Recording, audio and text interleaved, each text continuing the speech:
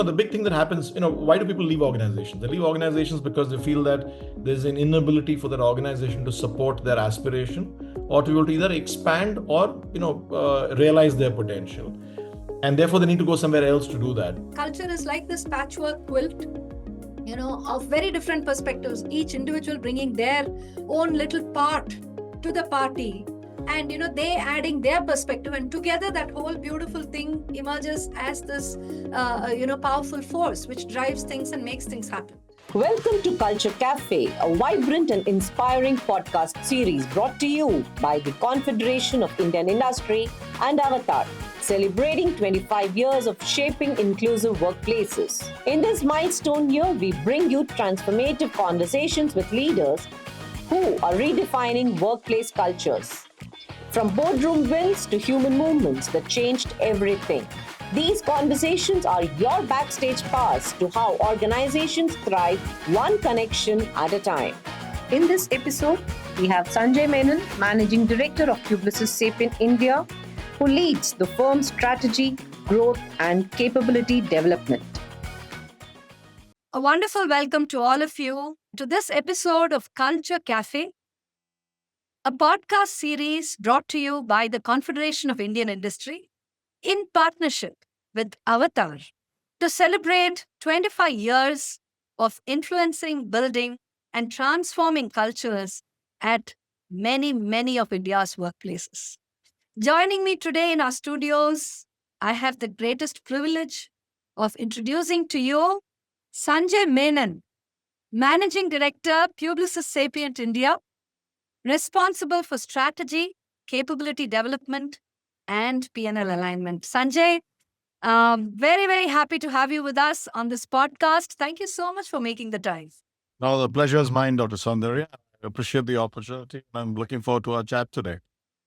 Thank you so much. It's always a pleasure to chat with you. And I remember some of our conversations in the past where you have absolutely left us, wondering where that particular nugget of information came and how you managed to connect the dots so wonderfully. Folks, just to give you a little bit more of context about Sanjay, he joined Sapient in the year 2000. He was a Y2K joinee at Sapient, and now for the past 25 years, he has traveled through roles such as delivery lead, methodology head, creative studio leader, and today has taken the top job as managing director. Now, that's a career path that tells us a ton load about the individual and also a lot about the culture which he has shaped built. So today's conversation is going to be all about this. And Sanjay, let me just begin by saying it's quite amazing, for us to have someone on the show who has spent 25 years with although, Sapient and then Publicis Sapient, they are, different entities. The fact that you continued your career in that one organization, how does that feel? Do you think, you missed out on anything? Do you think that, this was the way it had to be? No, I think it's a great question. As you can imagine, it's a question I get asked in a lot of social settings, right? I mean, the joke on the ground is at 25 years in any place, are you basically unemployable anywhere else? And that's where the number continues to grow. But I think it's a great point, Dr. Soundarya. I don't think obviously you join any organization saying, look, I'm going to spend a very considerable part of my professional career here. I think it basically comes down to, and I've always said this, if I spent 25 years here and it felt like 1 year's experience 25 times over, I think that'd be a tragedy. So people that look here, I have always looked at my time at Sapient and I look at it as saying, I've done about maybe 6 careers without changing my visiting card. And that's the joy of the organization, right? That it allows you the fluidity to explore your ambition. It still provides you the continuity of context that you need. Because, the big thing that happens, why do people leave organizations? They leave organizations because they feel that there's an inability for that organization to support their aspiration or to be able to either expand or, realize their potential. And therefore, they need to go somewhere else to do that. But when you do that, you switch context. It takes you some time to, again, just, get comfortable, reach that kind of, it's a bit like, when you're driving fast and you're going to put the foot on the brake and you start accelerating again, you're going to pick up speed, but there's a little bit of time before you pick up speed again.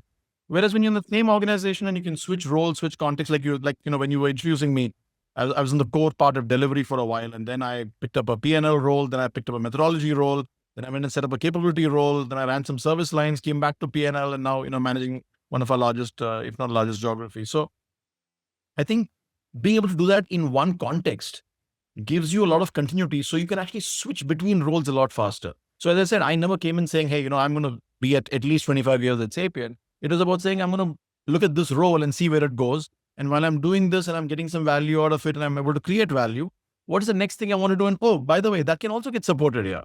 And by the way, the next one can also get supported here, or someone else is suggesting, why don't you do that? So I think it's an environment that nurtures, and I think in a way promotes you to challenge yourself, and then provides you a frame within which that can also get supported. Even your changed either preference, ambition, or continue to the same ambition can also get this thing. So I've been very fortunate, and therefore I obviously then feel the responsibility of ensuring that we continue to have that kind of environment so that everybody, thrives and grows. In fact, I've connected back to our purpose, which is to help people thrive in the brave pursuit of next. And I find that very powerful, because the word next actually doesn't tell you what it is. It just tells you there is something. And so if that next can always be supported by the environment, you're really creating an environment of great elasticity, right? That just allows different ambitions, different people, different perspectives, different experiences to be alive and thrive. I mean, Fabulous. Sanjay, no better a poster boy than you for the organization, I think. To really what you have summed up so beautifully and succinctly, I think is exactly what anybody, whether it's a millennial or a Gen Z joining the workforce today, would aspire to have. You have stability, you have diversity of experience, and you have, like you beautifully said, the same visiting card, but with 6 different types of, experiences. So that was absolutely brilliant. And, it also kind of begs the question, as much as the culture of the organization which has enabled this in you, it is very clear that over the course of 25 years, you have left an indelible mark on the culture of the company as well, which today, in your current role as managing director of Publicis Sapient, I think is just underscored multiple times over, because everything that you do, everything that you speak about, this very podcast is, I think, a kind of a confirmation of the fact that you are where you should be. So culture, do you think, is, would you say it's a kind of a living, breathing thing that actually helps people, navigate their careers like this? Or would you just say it's about being at the right place at the right time? No, I think, culture to me is a massive enabler. I think, I've come to also understand it a lot better over time. I mean, if you'd asked me the same question many years back, I might have given you a more tactical answer that, culture is an inspiring kind of frame. It is something that, gets the adrenaline going. It's about even more eventful, right? It's about having, for example, do you have a recognition program that creates, excitement? It's not that. To me, culture, in fact, the way I've come to understand culture is a lot more about how do people think, behave, and act without being told to do so, right? Because it's a old adage. I mean, it's not a term coined by me that culture is what people do when no one's watching, and I think that takes time, and it's like the law of inertia, right? I mean, it takes time to build up, but when it's there, it is just such a potent force, because then people, like I've seen people who join Sapient and tell us, wow, we'd heard that you have a different culture, but it truly is a different culture. Now, that's to me, it's a very important statement, because I'll tell you, for example, when I joined Sapient, and if people said, oh, we have core values and we have that, like, okay, I've seen that in a lot of organizations, those are good marketing posters. And it's not like people don't know, no organization ever doesn't try to do it. But I think what you find is that, are people promoting a certain culture when it's convenient, or do they do it all the time? Like, for example, if you say our culture is of being open, right? Okay, that's great. That's awesome. So we have at Sapient as well. In fact, I remember one of my early stories, I think at day 3 at Sapient. And we weren't very large in India at that point. We were about maybe 50 people.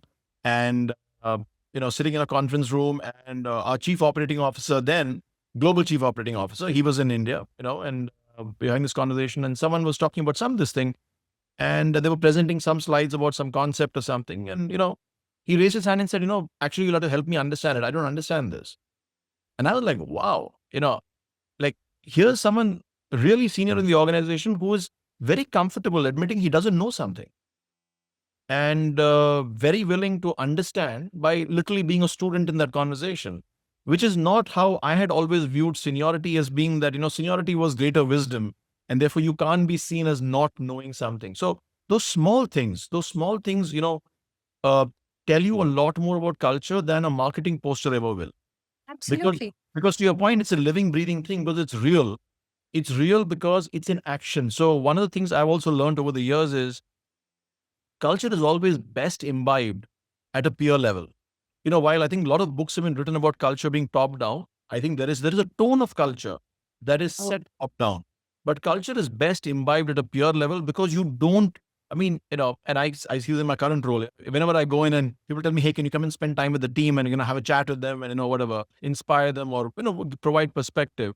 I'm like, I can do all of that, but believe me, that is not what's going to drive change. What's going to drive change is their peer thinking, acting, behaving every day in a certain manner, because that then subliminally rubs off on you. Whereas, a rah-rah speech is nice, but it fades with time, because people say, look here, this person is paid to do this. They operate in a different context. They don't know my life. I'm just a junior person in this organization. It's good for the MD to come in and give me all these speeches. But when they see their own peer exhibiting a behavior, they're like, hey, this person is in my context. They're exhibiting this, so why can't I do that? There are 100 questions running in my head right now from what you just said, but I'm going to try and, really channel it to probably make sense, maybe one or two questions from that. Sanjay, you're absolutely right that while the tone is set at the top, and it has to be somewhat of a top-down thing, because, whose culture is it anyway? Is it the founder's culture? Is it the individual's culture? Is it, the board of directors' culture? Whose values are they? But then finally what happens is that by a series of factors, by some kind of a push and pull that happens, by articulation, by consistency, there is something as a culture that gets defined. Now, today, one of the key challenges that organizations face, especially organizations that are in the knowledge economy space, are the fact that millennials and Gen Zs, the latter part of millennials and the early part of Gen Zs, are actually pivoting against culture. Hmm. And they're actually saying that, this culture is probably not good for me. And in an act of self-preservation, I need to do something which is probably not aligning with this culture. Now, and that is very, very peer influenced, exactly to your point. So, this generational diversity, while it's great, and, there are so many instances of reverse mentoring and of, people at leadership levels, like the gentleman that you mentioned, your chief global operating officer, saying that, I don't know, could you help me with this? All that works brilliantly with generational diversity, with reverse mentoring and so on. But this inability, or maybe not even inability, this refusal to kind of, subject themselves to a culture. Do you see this happening? If you do, what is the way in which to counter it? Or, what is your view of this? Yeah, no, I think it's a great question, Dr. Sandhu. I think, there's two things that we've also, I've learned personally, and I've seen as an organization how we've, evolved, is sometimes people mistake culture as a very rigid frame that everybody has to fit into or opt out of, right? And I think those cultures are the ones that people then tend to view as, that's not me. But, to the question you asked earlier, that, over the years that I've been at Sapient, and many others who have been at Sapient for similar tenure or shorter tenure, doesn't matter, have had a chance to influence culture, means that it is something that evolves with people. Because at the end of the day, I love the way you said it. Whose culture is it anyway? Culture is a collective sum of our thoughts, actions, and behaviors as a whole. It's not one person. Someone can set a tone, but finally, all of us, the way we think, behave, and act becomes the culture for that time, right? And it may again change in the next 3 years, 5 years, or whatever. So the first thing that we do when we talk about culture in the organization is we make it very clear that it is not something that is being put on to people. it is something where you are part of, which means you're also part of that culture. And then you bring yourself to that culture, which means that culture then is maybe microscopically different, but is different because you're part of it now. Right. And so that is something that I think people, if they feel they have an opportunity to influence, bring themselves into a culture, then it is everyone's culture. But the minute it's, look here, this is who we are, you can opt in or opt out. But if once you're in, then you're in, is when people, I think a lot more, the more newer generations are like, I don't like being told to fit into a frame. Right. But the minute it is like, I'm part of something which is, as you said, living, breathing and changing and evolving, and I have a chance to set direction or understand why this is the direction or set some parts of the culture. Like, for example, if you ask me, reverse mentoring did not exist as a concept a decade and a half back. It's part of the culture today, right? Today, I think the flexibility of how people work, where they work from, all that happens has changed. And that's a culture that people have come to embrace. It wasn't as much the case because I remember when I joined, it was about, we've all got to be in this together, have a lot more shared physical context, right? And that really helps kind of create the camaraderie, create this thing. But today, you create culture even in a highly diverse, in a highly distributed construct as well. And we've come to make that work because that makes sense. It makes sense in the current context. In fact, so I think a lot of these things, the minute you view culture as something that always needs to be rich. So as a leader, your responsibility is the guardrails. That is this a culture that's accretive? Is this a culture that's productive? Is this a culture that's, keeping us in the direction that creates success for who we want to create success for so that we are successful in turn? I think that's the role of a leader. But the minute the leader says, my job is to ensure the culture is something I want it to be, at least my personal experience has been, that's got a very short shelf life, because then what you do is you start creating people and retaining only people who look and think like you. And now if you map that to the knowledge economy, where you have to have diversity of thought, perspective, experience to solve problems in an innovative manner that haven't been solved before, you're absolutely going down the wrong path. That's so dangerous to have, me too, folks around you. And that brings me to a very different sort of a question. So, and it was beautiful, the way you described it is that culture is like this patchwork quilt, of very different perspectives, each individual bringing their own little part to the party. And, they adding their perspective, and together that whole beautiful thing emerges as this, powerful force which drives things and makes things happen. Now, there are many little quirky elements there in that. Now, you will find that, that is uniquely Publicis. This is uniquely PS, where, probably this didn't exist in another company, or it may even be seen as weird in some other organization. But here, it is so accepted and people just kind of, play along with it and maybe even have their own sort of versions of it. Something like that, anything like that, which you can share with our viewers. No, I think there's, so many things, right? I remember when, when I joined, it is the first time that I felt I had heard about values being talked so much, right? I mean, I was like, okay, I get it. Values are important, but I was like, why is the company investing so much in values?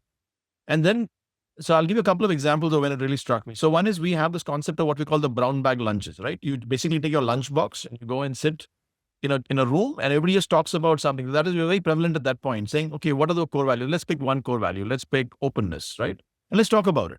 What does it mean to me? What does it mean to you? It's an informal conversation. Now, what's happening through this is you're making it very clear that everybody is actually in a way participating, right? And creating something together. You're creating real examples. You're understanding real examples of what this means, what it does. But if let's say one team now starts a practice of saying, so we had this practice of what we call team storming, right? Team storming was basically that you have lots of projects going on, lots of other teams. And if you feel one of the teams is just going through a rough patch, they're having a down day, you would just basically go and suddenly for an hour, not let them do any work and just celebrate them, right? Now, it's a ritual someone started. And someone said, hey, that makes a lot of sense. It really creates a good vibe. So let's do more of it, right? We had teams starting to do their own internal recognitions. We had on our low-level planning boards, people would go and put a smiley face of how am I feeling today? And someone say, hey, that person's got either a flat one or not a smiley face. Let's go find out what's happening. So, you have these little rituals that would start to happen that would I remember even now I started writing in alternating colors on boards to just make it easy for people to read. It's a practice I continue to today, right? Wherever I go, whatever I do. So these small things just become part of who you are and what you do. There's a culture of saying, look here, that let's make sure that we truly understand who our people are. And so you start by saying, okay, even if you're forming a team or whatever, let's spend a day on what we call a team formation day. And you just basically spend the day understanding each other. Who are you? What matters to you? I'll tell you one of the big things that always has been, people say, oh, work-life balance, right? How do I establish work-life balance? And when, early in my career, I was naive enough to think work-life balance basically meant you come on time and you leave on time. That must be work-life balance. And then what I found was, to the point you made on generational diversity, right? I once was having a conversation with one of my team members, and I said, hey, how are things going on the project and what's happening? And, is everybody kind of, feeling like they're able to kind of bring their best to work? And they were like, yeah, it could be better, whatever. I said, so tell me more. And then I realized that here's someone who's fresh out of college who's saying, look here, for me, the work timings are less important. I just want to make sure I'm getting enough learning opportunity. I'm like, okay, that's interesting. Then I speak to someone else who says, this is my life and this is how I want it structured. It helps me become more productive. So then the big aha moment for me was, I said, okay, let's do a thing. So one of the Fridays, we just took like a couple of hours off, and I said, can each one on a Post-it write, what does work-life balance mean for them? Right? And we just put it on the board and you put your name. And then we said, okay, so we did about 15 minutes. Then we said, let's take half an hour and walk around and read everybody else's other than your own, right? And it was fascinating, and to the extent of where I'm being very open here, people said, oh, I can do a call in the evening, but I need some fixed time I want to spend with my family before that. Some people said, I need to be leaving on time because I live too far away. I can't miss the cab. And someone had something else. But then what we found out was, we knew what it meant for each person. So as a team, we became a lot tighter, because suddenly you knew that as you're working with other team members, what makes them more productive. Absolutely. And so that's a ritual that started, and then, people would, that just became the norm and everybody started doing that. So I think, to your point, some of these are the, things that start anywhere. But I think now where the organization comes in, to me, is the ability to catch these signals anywhere in the network, harness it, and then transmit it. Right? I think that's where the organization's, kind of, what I say, the responsibility of how do you further a culture that's accretive, productive, more nurturing, more valuable. It really makes sense now when I'm connecting back the guardrail bit, saying that the leader's job is the guardrail. But what happens in the manifestation of the culture, which could be some very interesting idea that an individual brought, which you look at it and it fits everything and it falls within the guardrail. Hey, let's do more of it. That was just beautiful, Sanjay. Thank you so much. That actually also takes me to this question about technology. Now, you are absolutely at the cutting edge of tech. That's the kind of company you are.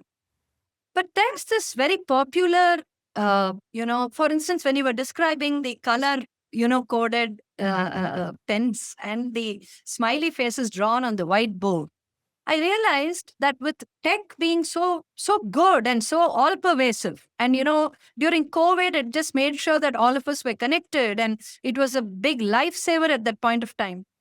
But has it actually kind of removed from our lives that human aspect of the touch and feel? Also because we have hugely dispersed, distributed teams around the world. And, and tech is the only way that we get to see each other and so on. Do you miss the days? I'm not saying you're dated. I'm just saying that, do you miss the days when, Zoom and Teams weren't there? And what are your thoughts about tech and culture? It's such a great question. I think it's about, how do you leverage, there's two things in this, Dr. Soundarya. One is that you can't lose sight of the North Star. And the North Star is, how do you build ecosystems and fabrics of people who can create greater value, right? Now the question is the how. And I think the how changes with time. And that's what even I talk about the culture and the flexibility, right? And, just how does it grow? I think we have to be leveraging the power of technology. It gives us because what it does is it makes human life more convenient. So now we have to find two things. One, we don't lose sight of the North Star, which means our teams who are working realize that there is power of shared context. There is power of collaboration. There is power of camaraderie. And there is an ability for me to do things more convenient. And how do I keep them both in balance, or in fact, even ideally in mesh, right? So as we work with our teams, so we have the flexibility, people may work from a different location, but we also get together as required. We make sure we create that shared context. So you want to leverage the power of technology. I think the trap that people fall into, and I think we've also learned along the way, is when you try to use how you behaved when you were completely in the same context.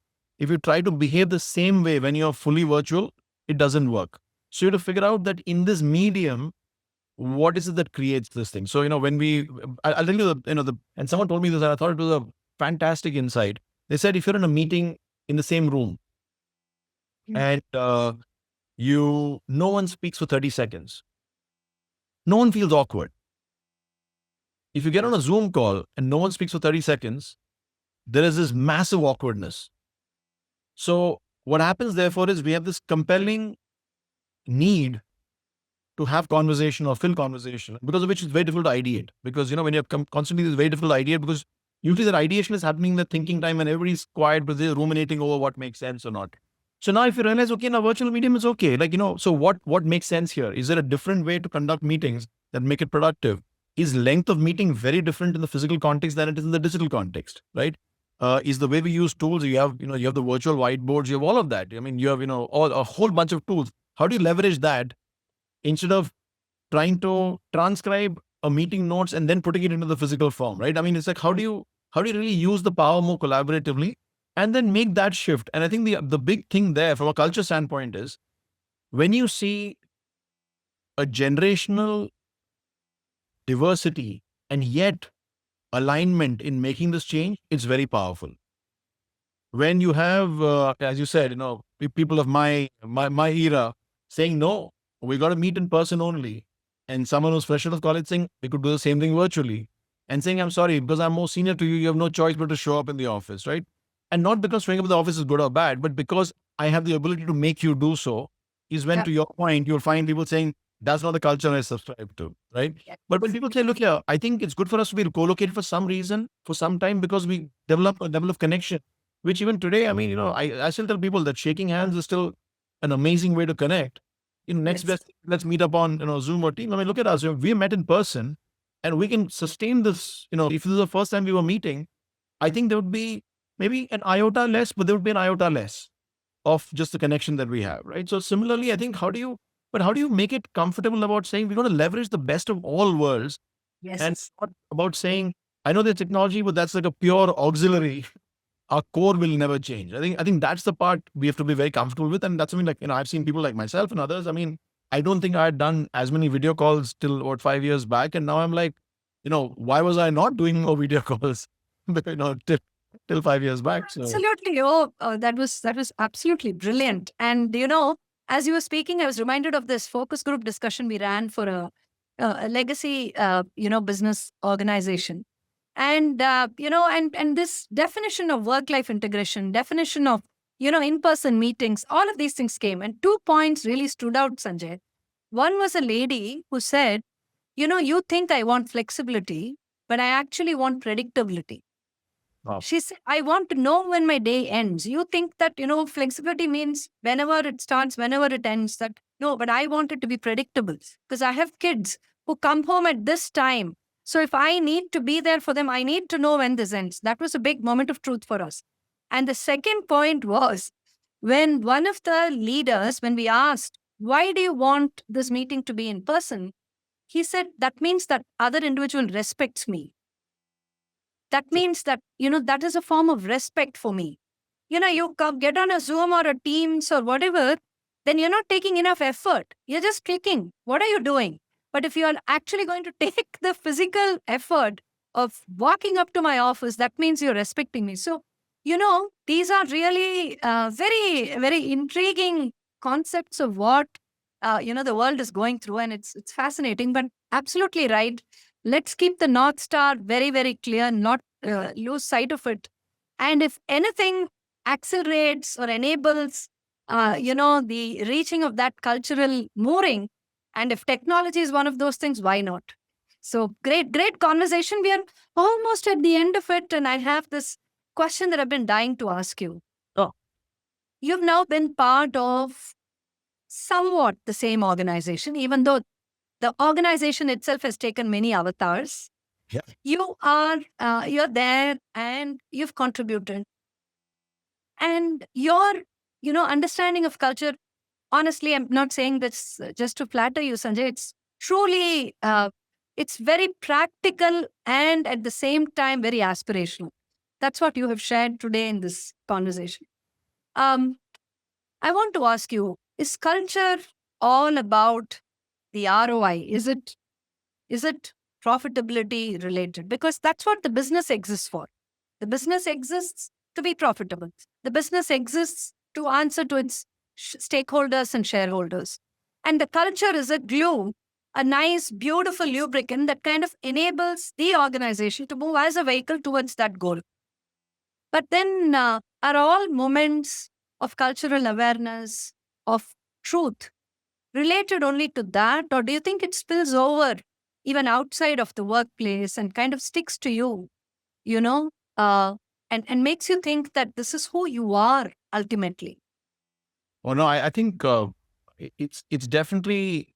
See, I think culture is most understood by most individuals in their work context because that's where they kind of Yeah, there is. come to Yeah. know it. But there is no reason for the culture to not spill over into who you are, and I think that's the power of a good culture. So to me, when I look at a lot of my human values, I think they resonated with what Sapient is, which is why I joined. But I think I also learned and was shaped as an individual a lot by the environment the company is, and that's what I take into my my personal life, and not just my professional life, right? So my thinking of the way I act and behave, some part of it is definitely because it's very difficult to say this is who I am at work, and I'm suddenly just it's just impossible to do that. And I think the other thing is also that culture doesn't have to only be about the ROI. I think, see, because it depends on what you define as ROI. So I could say at one level, yes, it is about the ROI. What is the ROI? Yeah. Is the ROI the highest return for the company? Is the ROI the highest return for the company plus the return for consumers? Is it the highest return for the company plus the consumers plus society? So it depends on at what frame you define ROI. Like when we say helping people thrive in the brave pursuit of next, who are the people? The people are our people. Is it our clients? Is it our clients' people? Is it the clients' consumers? It is the people who consume the products of our clients. So it's like, there are so many different possibilities, which means basically you're trying to help the world at large. So which is why one of our big parts of our culture is also giving back. And what I love about that is, again, as I said, culture is what we make of it. You have your regular annual grants program, which we run as per the government requirements, and we would love to do that as well. So we do that. But we also have a grassroots CSR program, which is teams getting together and saying, here's what I want to do. I'm passionate about doing this, so I'm going to go adopt a neighborhood school and help them build a new toilet. There's no need to do that. But now when you're choosing to do that, why are you doing that? Because somewhere there is something rubbing. See, when one person does that, I'd say that's an individual choice. When 100 people do that, I attribute that to organizational culture. Because there's something in the culture that's making them think about that in the same way, align and execute. So there's something with the culture saying, make sure this world is a better place than you found it. And if you're doing that, then this is one way of manifesting it. So I think culture absolutely, I think, spills over outside of the workplace when it's a culture that's accretive. So whenever people talk about culture in a negative sense, you'll also see that it's something that rarely will kind of be imbibed into their personal values. Then it's about, I need a job, I need the money, I want to suffer this as long as I don't have to suffer it anymore, which is a very different thing of culture. I mean, that to me is, that's a very different, that's not what I call, that's not the culture that's accretive. If I go back to, so to me, culture should create positivity. It should create joy. It should create an ability for people to say, there is more to me. There is more I can, create impact on the world around me. And it kind of, it's something which is an uplifting force and not something that pulls you down makes you feel less about yourself, makes you feel less capable of creating the magic that you can. And maybe even if that's good culture, that's not the culture you're going to thrive in. And then you make a choice about it. But I think culture is truly of any value only if it's uplifting. Okay, this has been such a incredibly amazing conversation, Sanjay. And what can I say? I mean, I'm taking away so much from this. And dear viewers, I'm sure you have been hanging on to every word from Sanjay. I mean, frankly, Sanjay, the fact that the barometer of a great culture is one which you take into the sacred space of your home and actually follow the values that you follow at work. I think those are golden words, which I think every business leader, every entrepreneur, anybody who's building or shaping a culture should have to really think about. I mean, are you espousing values which probably one of your employees is going to go back home and say, do you know, that uncle said this is what we should do at home, and Yeah. let's all do it. Something like that, just take it. I'll give you a small anecdote, Dr. Sandhya. And, Yes. these are things that, always kind of, at some level, make you feel, okay, something must be going right. I was at a conference last year, Uh-huh. and this was the ET World Leaders Conference. And I had someone walk up to me and said, introduced himself to me and said, I used to work at Sapient, 20 years back, right? I think 2004, 2005. I was like, wow, And he said, I worked in 5 organizations after that. And I'll tell you this, it's by far the best organization I ever worked for. But also, everything that I learned there is what I have very shamelessly applied in every other organization I've gone to and I've done really well.